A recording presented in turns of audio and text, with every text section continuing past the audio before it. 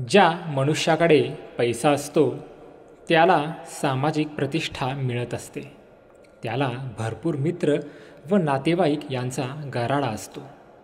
एवढेच नाही तर ज्याच्याकडे धन असते त्याला यशस्वी म्हणून समाजात मानसन्मान मिळत असतो. सरस्वतीपेक्षा लक्ष्मीची पूजा आधुनिक काळात मोठ्या प्रमाणात केली जाते.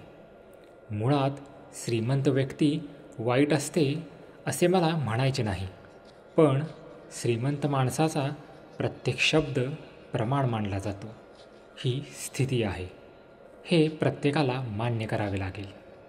श्रीमंत व्यक्ती हा सामाजिक कार्य मोठ्या प्रमाणात करू शकतो, कारण पैशाभावी अनेक कामे अडून पडतात.